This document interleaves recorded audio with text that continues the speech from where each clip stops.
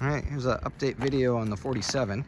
It is now officially licensed and insured and on the road. It's passed inspection. On Monday it passed inspection, so it's been on the road for a few days now.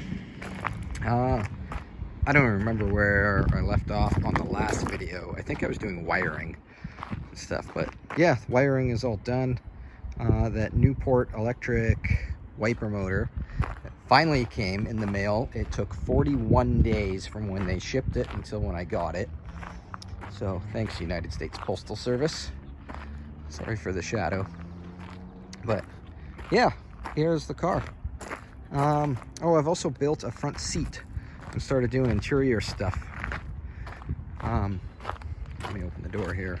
I just have blankets on it now. The upholstery fabric actually just showed up today. So I've made some door panels and kick panels and stuff. I've made those out of 2mm ABS plastic. It's almost like the same thickness as like 1/8 inch like wooden door skin that most people would make door panels from. But here in Victoria, in the wintertime, it rains quite a bit. So I went with the plastic just so that it doesn't warp from the moisture.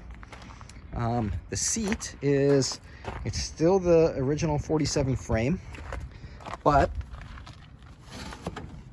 instead of using the springs, I built a little wooden platform with little risers here, so that from the base down here up to here is still the same height as the springs, and it's just about flat in the back to give it still that same slope.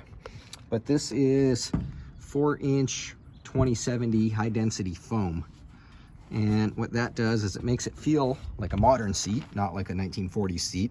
It's not springy, like when you go up and down on it, you don't get that spring sound.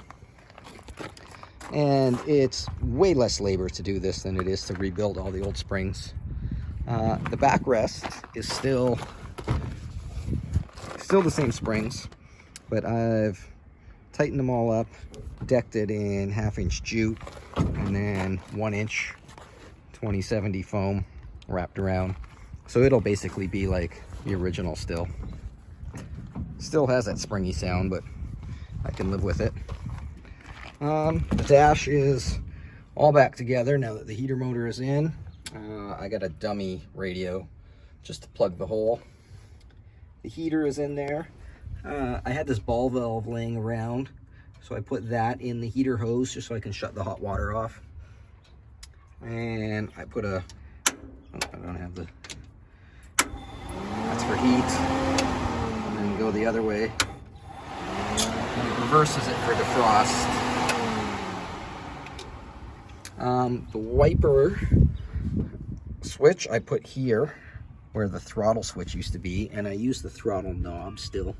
You can barely see the T on there. But yeah, they work pretty good. I drove it the other day in the rain. That's high, that's low. So yeah. I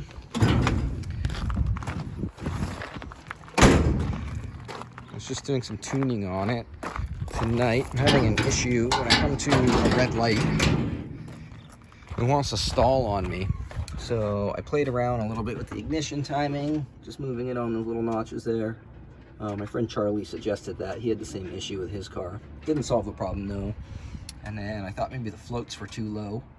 So I pulled the top of the carburetor off, and the floats check out okay. But there was a lot of crud in the carburetor. I'm assuming from the last time it ran before I got the car.